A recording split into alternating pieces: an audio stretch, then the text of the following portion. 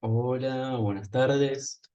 Bueno, estamos en la última clase del curso avanzado de Python. En esta cuarta clase quiero agarrar un poco de lo que estuvimos viendo todas las clases anteriores y hacer un salto un poco al vacío de lo que es un inicio, lo que es el Machine Learning o la inteligencia artificial, algo muy por encima igualmente de todo ese mundo.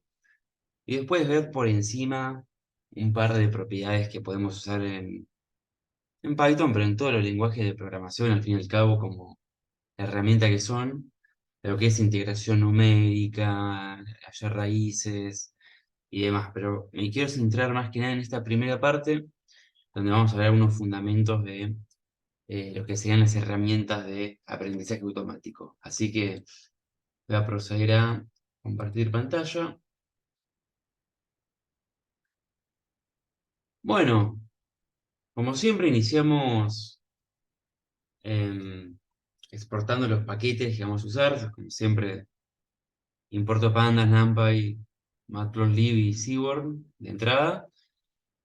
Y vamos a estar trabajando, aunque sea por el inicio, con este archivo de datos que es departamentos.csv, que son básicamente una tira de datos de departamentos de California, ¿sí?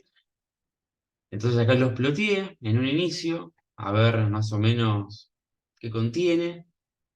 Son departamentos que están en el estado de California, en Estados Unidos. Entonces, bueno, en un lado tengo la latitud, la longitud, la cantidad de habitaciones, de dormitorios, la proximidad que tiene al océano y demás valores. Ahora, bueno, acá veo que tantos datos tengo 20.000 datos. Vemos que tantos datos no los tengo. Veo que acá podemos sacar rápidamente, ¿no? Esta rutina que ya las estuvimos viendo antes, de la longitud, del punto info, que rápidamente veo que en total de habitaciones tengo algunos datos que me faltan, pero bueno, aún así poquitos comparados con la cantidad total. Acá lo vemos en porcentaje, vemos que es un 1%, diciendo que es el 1% los dropeo. Perfectamente, bueno, se pueden llegar a analizar un poco o hacer una interpolación lineal directamente de la cantidad de habitaciones, ¿no? Acá vemos, por ejemplo, que tenemos el total de habitaciones, acá el total de dormitorios. Entonces, bueno, suelo pensar que no están eh, cortadas de correlación, ¿no? Supongo que si tenés, no sé, una sola habitación, no creo que tenga 5 dormitorios, por ejemplo. Así se puede hacer una pequeña interpolación lineal de cómo relacionar eso, pero bueno, no. Es asunto de esto, ya lo habíamos visto antes. Entonces, bueno, acá me fleto todos los datos que son nulos con este comando y con el place igual true. Recordemos que los hacemos efectivos al data frame que ya tenemos guardado. Y acá vemos que no tenemos ningún dato vacío ya, ¿no? Ningún dato nulo. Bueno, acá quiero hacer un poco de uso de lo que estuvimos viendo antes, ¿no? De cómo transformar un poco el data frame, laburarlo un poco, sacar un poco de información. Y de paso poder jugar un poquito con los datos, ¿sí? Hacer algún que otro gráfico. Así que acá, nada, agarré la definición de la feature de proximidad al océano, que bueno, lógicamente pensemos que es una variable importante en lo que es un estado en la costa, ¿no? Estando más cerca de la playa, intuyo que va a ser mucho más caro el departamento, así que bueno, es una variable que puede influir, ¿no? Acá lo que vamos a hacer es terminar, eh, vamos a intentar inferir cuál va a ser el precio de los departamentos en base a todos los datos que me dan, obviamente salvo el dato del valor que ya me lo dan, ¿no? Ahí, pero ya vamos a ver a eso y con qué método lo vamos a utilizar, ¿no? Ahora estamos viendo un poco el data frame. Bueno, vemos que tenemos em, estas clasificaciones que están cerca de la bahía, menos de una hora, cerca del océano. Bueno, no me interesa mucho a qué se referencia cada uno para lo que es el ejemplo. Acá, como lo habíamos visto en la clase anterior, las transformamos en dummies, en variables bobas, y las unimos. Entonces, fíjense cómo queda esto. Además de esta columna en sí, fíjense que nos generaron una, dos, tres, cuatro, cinco columnas nuevas, justamente la cantidad de tipo de dato que tengo dentro de esa feature, y básicamente van a tomar el valor de cero cuando no se cumple ninguna, y uno cuando lo cumple, ¿no? Justo en el primer caso, como es cerca de la bahía, tengo el valor de uno acá y los demás cero, simplemente, ¿sí? Y para la última columna, para no rellenar datos de más, si alguno está cerca del océano, van a ser todos cero. Si son todos cero, sabemos que es cerca del océano. Y si tiene algún uno en los primeros cuatro, sabemos que se clasifica dentro de esa categoría. Bueno, acá algo lindo que se puede hacer es graficar la latitud contra la longitud. Vamos a hacer un poco más de zoom. Pero fíjense que se forma como un contorno, ¿no? Entonces, si pongo California State, vamos a buscar un em, EU Maps. Fíjense que más o menos tiene esa forma, que se termina contorneando por acá. Está al revés ahora que lo veo, ¿no? Como que esta parte es la que tenemos acá. A ver. Uy, uy. Bueno, porque estoy planteando esto al revés. Longitud, latitud. Em, latitud. Bueno, un pequeño fallo, pero bueno, ahora sí, así como nos está apareciendo, sí que tiene la forma del estado de California, ¿no? Me confundí latitud con longitud. Bueno, ¿cómo lo grafiqué? Recordando un poco lo de las clases anteriores. Creo el objeto figura y le defino el tamaño, que sea 8 por 8, y después lo defino como un scatter, ¿no? Esto tiene sentido que hagamos un plot, ¿no? Un plt.plot que me una con líneas, no quiero que sean puntos, obviamente. Y bueno, que en el eje de las X estén las longitudes, en el eje de las Y es las latitudes, ¿no? Y bueno, acá básicamente lo que hago es asignar estos nombres en los ejes Y y X, y acá simplemente hago un grid, un grillado de nuestro gráfico, simplemente, y acá le pongo un título. Bueno, aprovechando un poco esta variable dummies que creé acá, esta etiqueta, lo que dice acá abajo, pues hacer el mismo gráfico que tenemos acá encima con Seaborn. Fíjense cómo se acorta mucho la definición. Hagamos también de vuelta un pequeño repaso. Usamos scatterplot de Seaborn, no de Matplotlib. Tenemos que decir cuál es la tabla de datos, el data frame que estamos utilizando, qué son las X, qué son las Y's.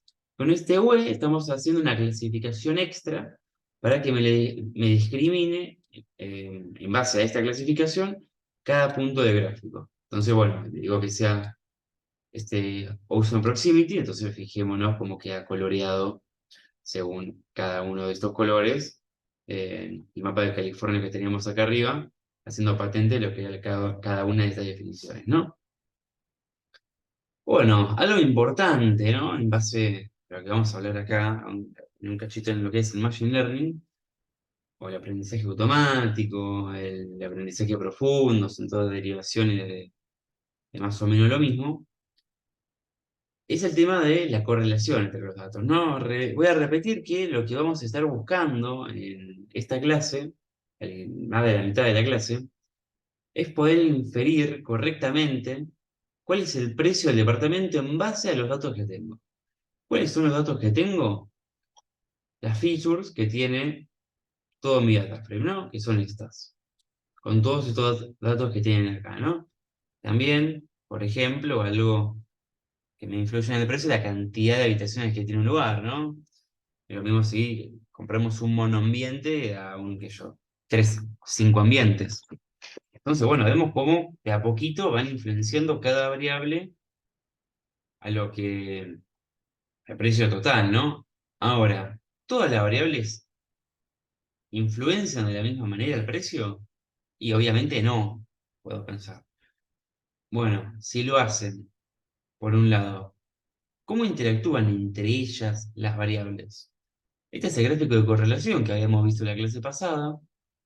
Y recordarán que si tiene un valor de 1 o este valor, este color rojizo, hay una correlación perfecta. Las dos crecen de igual manera. Y si tenemos un color muy clarito, casi blanco, y un valor de -1, tenemos una anticorrelación perfecta, ¿no? Entonces, ¿qué me dice esto? Esto me dice que estas dos variables me están dando la misma información, básicamente. ¿Sí? Entonces, ¿qué voy a causar con esto? Yo si tengo dos variables que me dan la misma información y uso a las dos para intentar predecir el precio, lo que sea que estoy intentando predecir, lo único que voy a causar es más ruido a nuestro modelo. Todas las variables que yo voy a meter tienen algo de ruido adentro.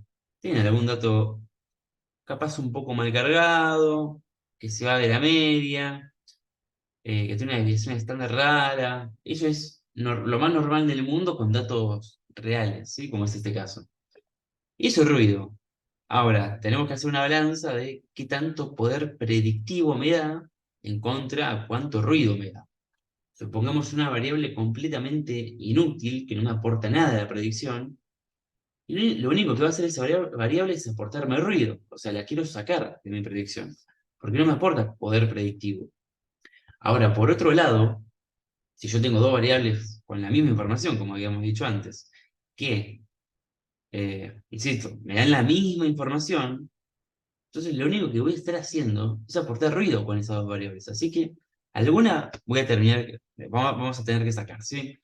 Eso es interesante, en tanto tengamos muchas features, acá tenemos muy poquitas, ¿no? Es normal trabajar con, no sé, 40, 50, 60, 70, 100 features, columnas de datos, y ahí hay que hacer ingeniería, se dice feature engineer, acerca de con cuáles nos quedamos, laburarlas un poco, incluso hay algoritmos genéticos para depurarlas, quedarnos con las que son más importantes. No vamos a hacer nada de eso en este caso, las comento, porque tenemos muy poquitas, ¿sí? Entonces nos vamos a quedar con todas. Pero esto es una cosa a tener en cuenta, los algoritmos genéticos son re poderosos, hay paquetes en Python perfectamente que hacen eso, pero bueno, es todo también de vuelta un mundo aparte, solamente para poder dejar estos datos lo más limpios posibles para hacer predicciones con los datos, ¿sí? Bueno, eso por un lado, y quería, ya que estamos, hacer uso del pplot que ya les había comentado en la clase anterior. Esto me tardó un montón en correr porque, bueno, son un montón de datos. Vemos que muchísimos no tienen sentidos entre sí. Si hiciéramos zoom, el notebook este lo van a tener ustedes, así que pueden hacer zoom ustedes. Fíjense que los que están acá son este tipo de datos de si están lejos o cerca de la playa, menos de una hora, que no son datos interesantes de plotear. Pero bueno, podemos ver acá que hay algunas ciertas tendencias de una linealidad que es interesante, otras que no, pero bueno, eso insisto que depende mucho del tipo de dato en el que estemos trabajando, con el que estemos haciendo la intersección. Entonces, bueno, este tipo de gráfico, no sé ni qué estoy graficando contra aquí, pero no me resulta atractivo. Me resulta más atractivo, y justamente para esto se suelen hacer este tipo de peplots, es este tipo de gráfico que están acá en medio, viste, que vemos relaciones lineales, que relaciones lineales remarcadas, que también. Así que bueno, ahí puede haber algo muy interesante para estudiar, ¿no? Bueno, ¿de qué manera voy a hacer una predicción? En Machine Learning tenemos un montón de algoritmos para distintas eh, inferencias que queremos hacer y para distintos métodos de inferencia, ¿sí? Pode- Podemos definir dos grandes modelos, dos grandes grupos, lo que son modelos supervisados y no supervisados. Los modelos supervisados son modelos donde yo les voy a pasar todos los datos, toda la información de mi modelo, y además le voy a decir cuál es la respuesta, o sea, el precio del departamento, en este caso. ¿Sí? Entonces mi modelo estadístico va a tener toda la información y además cómo machear toda esa información con la respuesta final, con el predictor.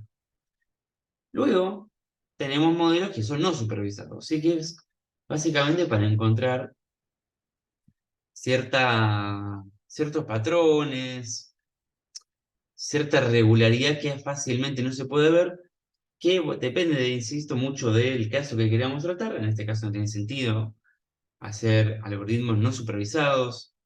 Pueden buscar, por ejemplo, KNN, perdón, K-means, Boost, Dubscan, lo que son algoritmos jerárquicos para no supervisados. Y para supervisados, el modelo más simple que existe es este que tenemos acá de una regresión lineal, ¿no? Que utiliza mínimos cuadrados. Hay muchísimos otros modelos de Machine Learning.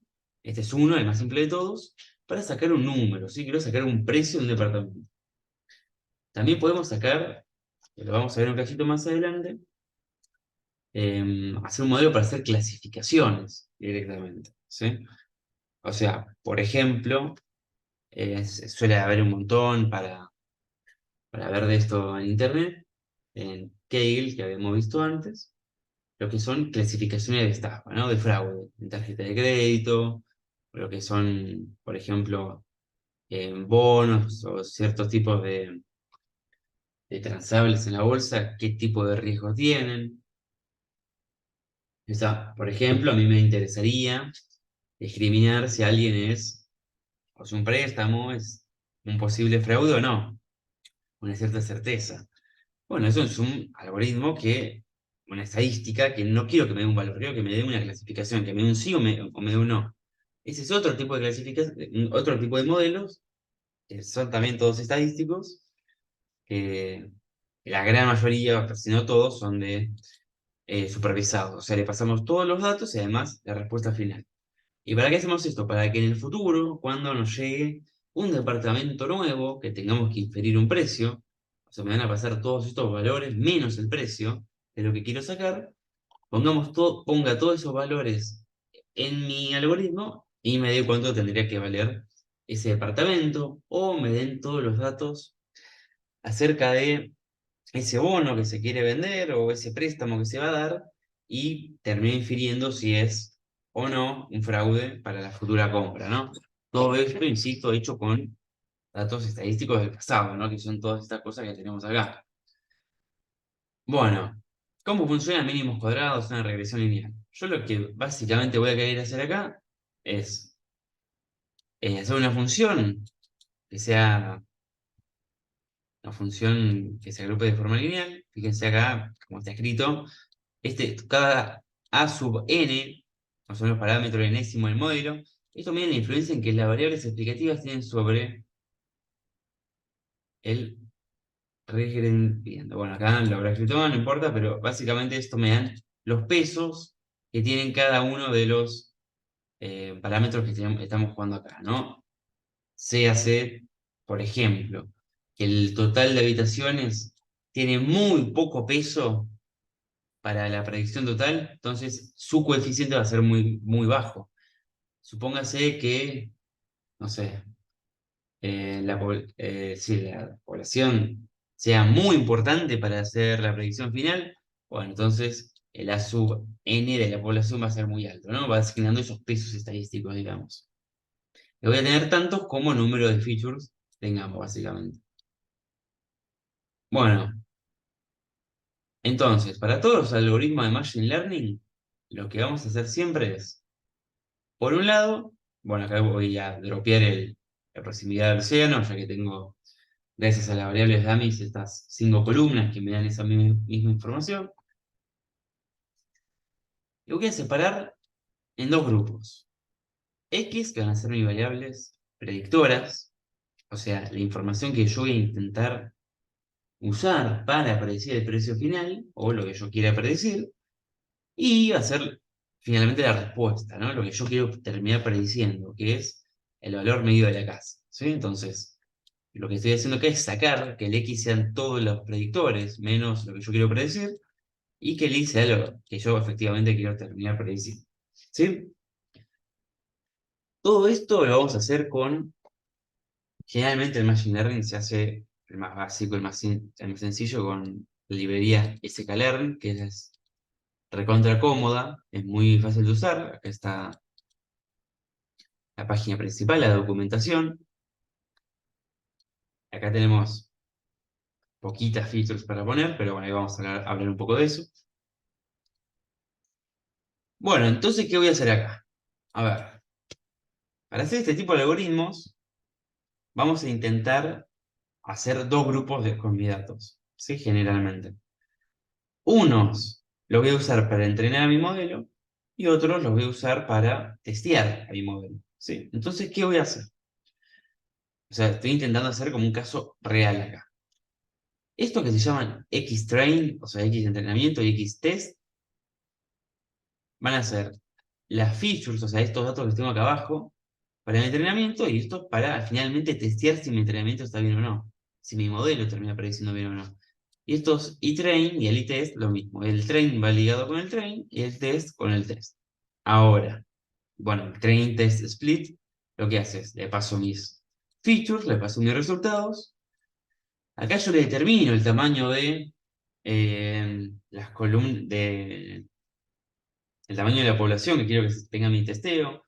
Obviamente, mientras más datos tenga para entrenar, va a ser mejor mi modelo, pero bueno, también quiero que tenga algunos datos para ver si anda bien para testear. Entonces, dejo el 20%, ¿sí? El 0,2 de los datos. Este random state básicamente hace que siempre me esté partiendo el mismo conjunto de datos, ¿no? Entonces, bueno, ¿qué voy a hacer? Y es un voy a hacer entre comillas, porque esto lo hace ya el paquete. A ver, vamos a buscar rápidamente mínimos cuadrados. Bueno, mínimos cuadrados, básicamente lo que hace alguna foto, acá está. Fíjense, básicamente lo que tenemos acá son un montón de puntos, que son los datos, al fin y al cabo, y esta línea negra que está acá intenta modelarlo de la mejor manera posible, ¿sí? Ahora, esta me gusta mucho más. Cada punto es uno de mis datos, y la línea negra es una especie de media que intenta estar justo parametrizando bien el conjunto total de los datos, no cada uno de los datos. Si fuera cada uno de los datos pasaría exactamente por el punto, pero no queremos hacer eso, queremos generalizar, ¿sí? Entonces lo que hace mínimos cuadrados es minimizar este error, el error cuadrático medio de cada uno de estos palitos. O sea, lo que va a hacer es, si sumamos cada una de estas longitudes y las hacemos al cuadrado, minimizar ese valor. Eso hace mínimos cuadrados, ¿sí? Esa técnica.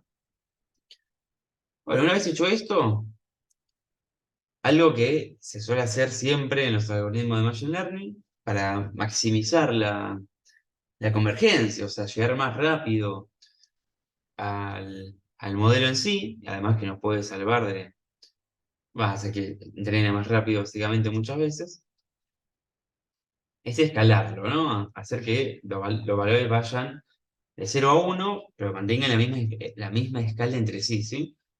Entonces lo que estamos teniendo acá, y esto también lo vimos en la clase pasada igual, definimos un scalar, que es este mixmax scalar, que bueno, si lo buscan, vamos a buscar rápidamente, es una formulita, no es nada muy complicado. Scikit-learn también. Acá básicamente da como escala, cómo hace la escala con la división estándar, el máximo, el mínimo. ¿Sí? No es muy complicado, pero bueno, yo lo hace automático esto. Y acá básicamente lo que estoy haciendo es transformar los X de entrenamiento y de testeo, ¿sí? Ahora, todo el algoritmo de Machine Learning básicamente está contenido acá, ¿sí? En estas dos líneas. Y así básicamente para todos los demás algoritmos de Machine Learning, ¿sí? No se aleja mucho de lo que es esto. Por un lado, acá lo que estoy haciendo en este LR es declarar mi algoritmo, ¿sí? El Linear Regression. Esto lo importé también de sklearn, ¿sí? Este es el modelo que voy a entrenar. Entonces lo que hago es LR, que es el modelo que declaré acá, punto fit, o sea que se entrene, con mis datos de entrenamiento, que este STD es porque están normalizados, ¿sí? Y por acá le estoy pasando los datos de entrenamiento que van a ser las features, que van a predecir qué cosa. Bueno, justamente los IDs de entrenamiento también, o sea, el precio de las viviendas. Esto también está buena para algoritmos un poco más complejos, ahora no sirve de nada. Ahora, cuando corre esto, básicamente ese LR ya es un modelo entrenado, ¿sí? Ahora, justo ese caler para una regresión lineal, que tampoco está muy buena a esta altura de la civilización, básicamente, porque es un modelo muy simple, ¿sí? Como no tiene mucho valor hoy en día, capaz, o haciendo modelos más complejos, pero como que tengo que ir buscando cada uno de los coeficientes o de los valores que me interesan por separado, ¿no? Entonces, los coeficientes de la regresión son lr.coef-bajo, ¿sí? ¿Esto qué es lo que me está dando? Bueno, básicamente me está dando estos a sub n, a sub 0, a sub 1, a sub 2, hasta a sub 1, 2, 3, 4, 5, 6, 7, 8, 9, 10, 11, 12, 13. Son esos a sub 13 coeficientes que van a ser al polinomio, ¿sí? Son estos que tengo acá. ¿Para qué los ploteo? Y capaz están buenos, chusmear, cuáles tienen una correlación positiva, una correlación negativa, una magnitud más grande o más chica, para decir, bueno, che, este valor que estoy trabajando acá es un predictor muy importante, no sé, por ejemplo. Este es un caso también que estoy chusmeando, que está bueno, y estaba en un concurso para ganarse plata con uno de estos predictores. Era bueno, te paso un montón de datos de un banco, ¿no? Qué sé yo, si había perfume o no, si había música o no, qué música, se habían limpiado esta mañana, cómo los trató el, el administrativo, la persona en la caja, cómo atender al cliente y demás datos así. E intentaba predecir si habían hecho un depósito bancario o no. Y entonces, obviamente, como que tiende a pensar que mientras mejor te traten, más tendes a finalmente hacer las compras en ese lugar. Em, bueno, ahí va. Me había olvidado completamente lo que iba a decir. Ya senil. Entonces, lo que estaba, era muy interesante ver ahí, capaz, que era un poco más complejo. Obviamente no lo hacíamos con una regresión lineal, pero es la misma idea. Es ver, básicamente, qué peso tenía cada cosa, ¿no? Supongamos que justamente con esto vamos a ver, por ejemplo, qué tanto peso tenía, si estaba perfumado o no el ambiente. Si tiene un valor muy cercano a cero, no era relevante, tan relevante si estaba perfumado o no. Y si tiene un valor positivo muy alto, y era muy relevante entonces. Así que también son datos que ayudan para intentar entender el modelo en sí. Bueno, acá vamos a hacer ya las predicciones, ¿sí? Entonces, ¿qué vamos a hacer? Vamos a pasar nuestro modelo punto predict, o sea, que prediga en base a qué? A X test normalizado, o sea, son los datos de testeo, o sea, le estoy pasando estas features, este grupo de acá, que me reservé para hacer predicciones, ¿sí? Entonces, idealmente, si fuera un predictor perfecto, si fuera un modelo perfecto lo que hice, esas predicciones que hice tienen que ser iguales a y de testeo. ¿Por qué? Porque estos X de testeo están macheados con estos Y de testeo. Que si fueran perfectos, tendrían que ser, si fuera perfecto mi modelo, tendrían que ser los dos iguales, ¿sí? Nunca son iguales, si fueran iguales es rarísimo, o es un modelo muy simple. Así que, nada, vamos a intentar hacer eso, ¿no? Que nuestro modelo sea lo mejor posible, o sea, ser lo más parecido al testeo, a los datos de testeo que me guardé. Entonces, acá hay un montón de coeficientes, el RMC o demás. Acá usé uno solo para ilustrar, que es el R cuadrado de score, que bueno, varían todos los valores en general en los algoritmos de Machine Learning de em, regresión, o sea, quiero sacar un valor, todos los parámetros que me van indicando si mi modelo es bueno o no, son coeficientes que van de 0 a 1. Yo creo que sean lo más bajos posibles en general, y todos los valores, todos los scores que tengo para un modelo de clasificación, o sea, si quiero que sea un sí o no, por ejemplo, tienen que ser lo más alto posible, ¿no? Así para tener una idea. Entonces, a este R2 score, que también importé, le paso los datos de testeo y los datos predichos. Entonces, bueno, acá vemos que un 60% podemos decir que está mal, pero bueno, no tan mal, es afable. Y acá lo que hago es hacer un ploteo de los precios reales contra los predichos, ¿no? Idealmente tendría que formarse una recta perfecta, no ocurre eso, porque bueno, no es una predicción perfecta lo que estamos haciendo, pero bueno, permite ilustrar cómo son más o menos nuestros datos. Acá vemos, por ejemplo, que hay datos raros que llaman la atención, como que menos 200.000, los datos predichos. Bueno, son cosas que a revisar, a mejorar y demás. No, no puede ser negativo un precio. Bueno, esta es otra rutina de regresión lineal de otro pack que es StatsModel, que son para modelos estadísticos, que están muy buenos. Entonces, este paquete para modelos estadísticos está buenísimo, que lo usamos antes incluso. Me gusta mucho más porque, bueno, ya pueden ver acá abajo que me da este cuadro que es hermoso, que lo podemos ver. Acá, ¿qué hago? Acá necesariamente tengo que agregar una constante, o sea, que tenga un 1 en todas las columnas. Es por una cuestión de cómo funciona este modelo estadístico, este paquete, si no, no es nada raro.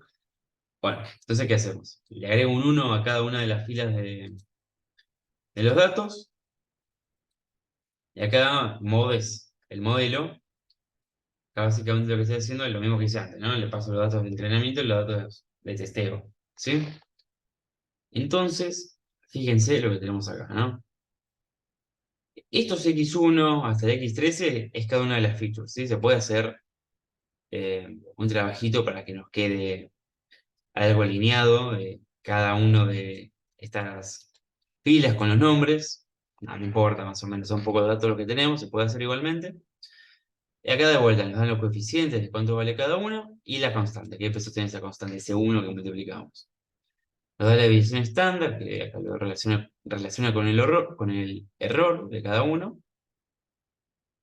Y acá tenemos el t-value más que nada el p-value, que es de mucha importancia. Así que acá tenemos un montón de otros datos. Este es el R cuadrado que habíamos hablado antes, el estadístico F, que también es importante. Bueno, vemos que básicamente nos da lo mismo que antes, 0,64.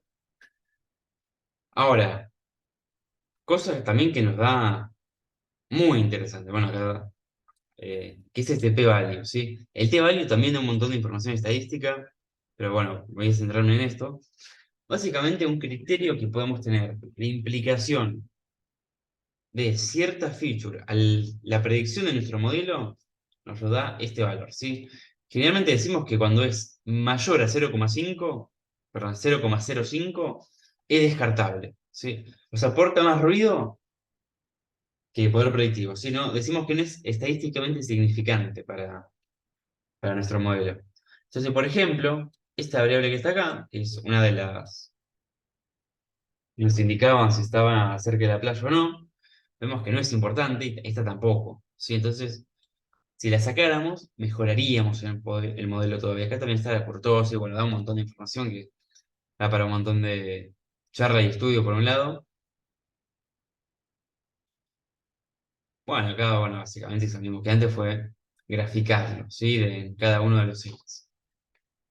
Bueno, a ver, cosas que podemos hacer en cualquier modelo de Machine Learning, ¿sí? Justo este que está acá es un modelo recontra simple, este no, la regresión lineal, pero, por ejemplo, busquemos, este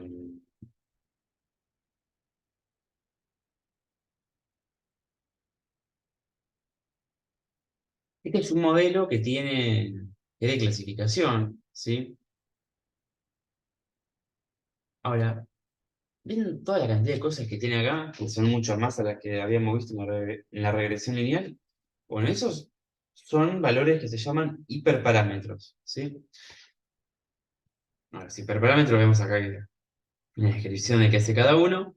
Vemos el primero, que es el penalty, eh, qué sé yo, el C, que también es importante, intercept, los pesos de cada clase, bueno, o el resolvedor, que bueno, esto nos determina el método para la convergencia.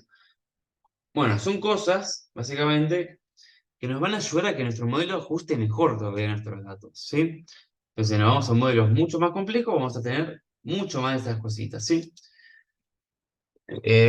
Ahora, dado un cierto conjunto de datos y un modelo elegido, sean los datos que tuvimos recién, y elegimos una regresión lineal, sean otro tipo de datos y elegimos esta, hay un cierto conjunto de estos hiperparámetros que es el más efectivo, el más óptimo para una predicción efectiva, ¿sí? Ahora, cómo sabemos que ese tipo de datos, o sea, qué número poner en cada uno? Bueno, ahí tenemos, para esto tengo esto abierto, en dos tipos de, en realidad tres, pero bueno, se usa una combinación de algoritmos, que son Grid Search y Random Search. Sí, bueno, vamos a poco. Este es otro ejemplo, que bueno, es más o menos lo que hicimos atrás, pero esto es con una clasificación. Para no marear mucho, acá tengo datos de puntos en el espacio, o sea, son aparentes estrellas. Bueno, en realidad no, hay estrellas, galaxias y cuásares, que son objetos astrofísicos, no importa. Pero lo que importa es que tenemos la clase de objeto que es y datos alrededor de ese objeto. ¿Sí? Las features que habíamos hablado antes y el objetivo. Lo que quiero predecir, la clase, estrella, galaxia o cuásar. Bueno, aquí hice un pequeño análisis exploratorio, esto está todo en mi GitHub, que lo pueden buscar como Luca Paskevich. Lucas Pasque. Bueno, acá dropeé unos datos, acá em, hice una pequeña extrapolación, un reemplazo de palabras a números, ya que uno de los algoritmos que usé más adelante interpreta mal cuando hay un texto, entonces, bueno, le pasé directamente un número entero. Esto es lo mismo que hicimos antes. Fíjense que, nada, lo dividí en entreno y en testeo. Acá los transformé simplemente, nada raro. Bueno, acá está. Research. ¿Sí? Vamos a ir un poquito más abajo. La cosa es la regresión logística, ¿no? Básicamente quiero determinar si son estrellas, galaxias o cuásares. Entonces, ¿qué hice? Exactamente igual que antes, agarré la regresión logística. Esto fue para que siempre, nada, una declaración para que no tener aleatoriedad con el modelo, pero no importa eso. Esto no es ningún hiperparámetro importante. Le paso los datos de entrenamiento, los X y los Y, y la predicción, ¿sí? Y acá le pedí la probabilidad, pero esto no lo uso. Acá, este CM es de cuadrado mágico, ¿sí? Perdón, de Confusion Matrix, esta materia de confusión. Llevamos a poquito. Como recién les había comentado, con el R cuadrado podía obtener datos, es un cierto parámetro para determinar qué tan bien está prediciendo, ¿no? En base a un dato, a una predicción numérica. Bueno, acá no tengo predicciones numéricas, tengo predicciones de clasificación. Entonces, no divido mis casos en un numerito, un residuo de ese número, sino a qué tan bien si estoy clasificando bien o no. Básicamente tengo cuatro tipos de clasificaciones, ¿no?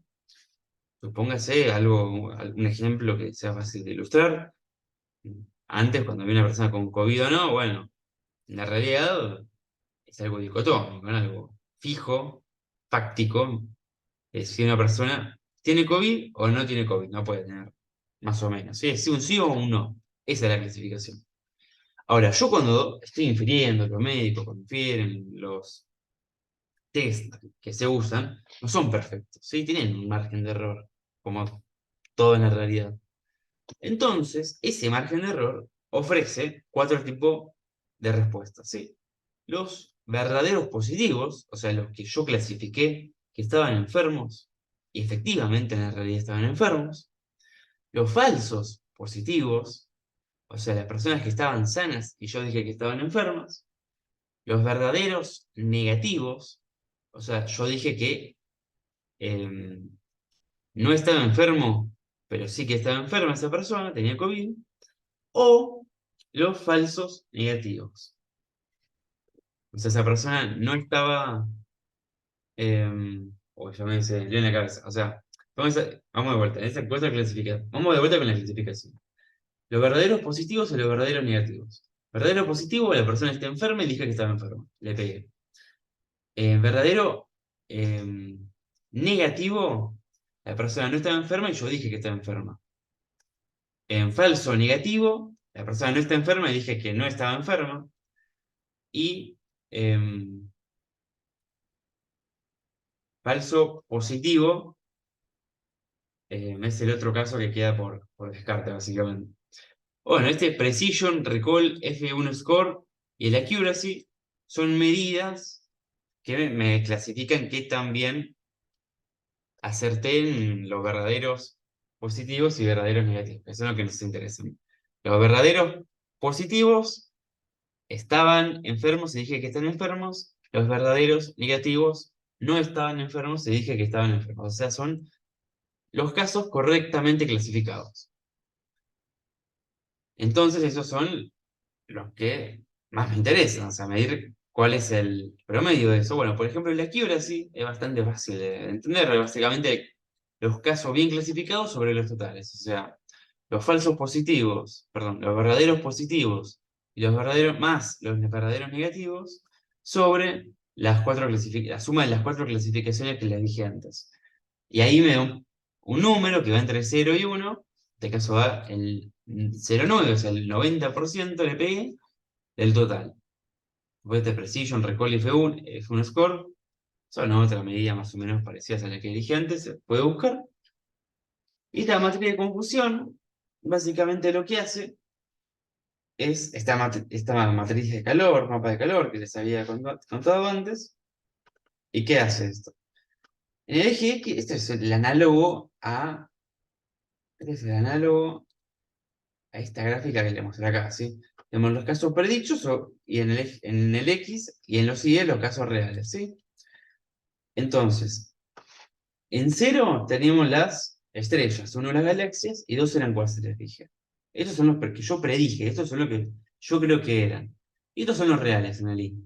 Entonces, los que están en esta columna, los 00, son los objetos que eran estrellas y yo dije que eran estrellas. O sea, los que están correctamente clasificados. En la misma diagonal, en el 1,1, tengo los objetos que yo dije que eran galaxias y efectivamente que eran galaxias. Y en el 2,2, los objetos que yo dije que eran cuásares y efectivamente eran cuásares. Todos los números que no están en la diagonal son objetos mal clasificados, ¿sí? Por ejemplo, estos que están en el 1,0 son, en realidad, galaxias, o están en el 1 de los reales, que yo dije que eran estrellas, porque en los predichos están en el 0, ¿sí? Y lo mismo con todos los que no están en la diagonal. Entonces, básicamente, ¿qué sería un clasificador perfecto? Que todos estos números sean 1 y que todos estos elementos estén solo en la diagonal, ¿sí? Bueno, y acá está el tema de los hiperparámetros que venían al caso, que les iba a comentar en un inicio, ¿sí? Acá lo que estoy haciendo es un array, ¿sí? Una tupla, unos vectores, de los posibles valores que pueden tomar los hiperparámetros de solver, penalty y c. ¿Y qué voy a hacer? Quiero buscar qué combinación de estos hiperparámetros es la más efectiva para una clasificación, ¿sí? Ahora, ¿cómo sé cuál es esta? Bueno, tenemos dos métodos, que es grid search y random search, ¿sí? Grid search lo que hace es en realidad grid search cross validation, ¿sí? No importa, después lo pueden buscar, lo que es la validación cruzada en estos algoritmos. pero es un algoritmo muy pesado, muy costoso computacionalmente, que lo que hace es, divide los datos que yo le estoy pasando en grillas, o sea, en cajas, me lo divide en 5, digamos, y en cada uno voy a ir probando uno por uno todas las combinaciones posibles de estos hiperparámetros. O sea, por ejemplo, en el C tengo 20 valores posibles, ¿no? Va del -5 al 10, tomando 20 valores posibles. Por ejemplo, comienza con el -5. Entonces, el -5 agarra penalty none y solver esta cosa. Y saca todos estos parámetros que dije antes. Hay que definir uno, ¿no? Yo creo que dije la accuracy. Dice, bueno, ahora con -5 también agarro none y ahora este otro. Ok, lo vuelve a ver. ¿La accuracy de este nuevo modelo es superior? Sí, bueno, nos quedamos con este. -5, ahora none y con Newton. Y bueno, se hace todas las combinaciones posibles, y termina dando un veredicto de cuál es la mejor combinación. Por otro lado tenemos random search, ¿sí? Esto hace algo muy similar que dije antes, también lo divide en intervalos, y lo que hace es básicamente agarrar conjuntos random de estos parámetros, ¿sí? No prueba uno por uno, lo que hace que sea mucho menos costoso computacionalmente, aunque también, bueno, estamos corriendo el riesgo de que nos estemos perdiendo la mejor combinación posible, aunque, bueno, esto es de vuelta, como siempre les comento, una cuestión de qué estamos poniendo en la balanza, ¿no? Tiempo de cómputo contra qué tan exactos queremos ser en el análisis. Bueno, si utilizo Grid Search, fíjense esto que es lo que me interesa mostrar. Que la accuracy, que antes era de 90, ahora es del 99. O sea, aumenté casi 10 puntos. Y es ahora, con estos hiperparámetros, un clasificador prácticamente perfecto. ¿Sí? Entonces, fíjense el poderío que tienen los hiperparámetros para los modelos de Machine Learning, ¿sí? Fíjense cómo nos queda la matriz de confusión, prácticamente cero, ¿no? En los elementos que no están en la diagonal, digamos que es un clasificador prácticamente perfecto, ¿no? Muy importante, vemos que son estos hiperparámetros, y de esta manera podemos ver cómo hacer cada uno.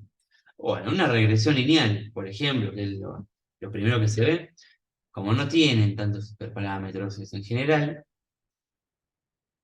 lo que se tiene, no sé si está por acá, eh, son tres tipos eh, de modelo. Bueno, no lo encuentro, no importa. Vamos por acá. Linear Regression, lazo. Bueno, ¿qué hace esto? El lazo. Supongamos es como un tipo de hiperparámetro que estamos poniendo, no lo es como tal, pero ¿qué hace básicamente? Y veamos cómo cierra todo el análisis de falopa que estuvimos viendo.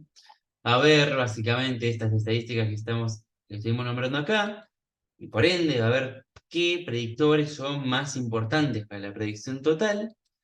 Lo que son menos importantes los va a anular, básicamente. Si, por ejemplo, este que tenemos acá, los hace cero, anulando el ruido y por ende anulando em, la posible pérdida de predictibilidad que me está dando esos valores, ¿sí? Lo cual hace que sea una mejora en nuestro modelo. Se implementa exactamente igual a como lo vimos antes. Si hay algún ejemplo acá rápido, pero si se implementa exactamente igual, no importa, pero para que sepan que existe, ¿no? Y otro, que también está bueno, acá está, tonto. Eh, Acá, fíjense, que se entrena igual, que acá pone valores así discretos, no importa, pero se entrena de la misma manera. Y además de lazo, la Rilch, lo escribí re mal. Y este es un poco más sutil, A mí me gusta más, que lo que hace es asignar pesos a los parámetros, ¿sí? ¿Esto qué hace? Por ejemplo, bueno, capaz este, olvidémoslo, ¿no? Porque es muy grosero ya el 0,2. Este lo fletaría directamente. Este no me gusta. Pero entre este y este que está acá, ponle que este se lo perdonamos dentro de todo. Decimos, bueno, este claramente no es el, sigue siendo importante para la predicción, pero bueno, no es el mejor que tenemos. Entonces le vamos a asignar un peso, o sea, un número que va a estar entre 0 y 1, para descompensarlo del total. O sea, vamos a hacer que valga un poco menos, ¿sí? Eso es importante.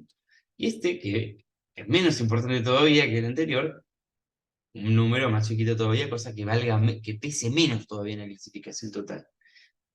Y va a haber otros que voy a hacer que pesen más. Entonces esto me va haciendo un trabajo, es este penalty que dice acá, una regularización de 2, que es lo importante, me va haciendo una especie de pesos estadísticos a cada uno que me va a hacer mejorar mi modelo finalmente, que es lo que más me interesa.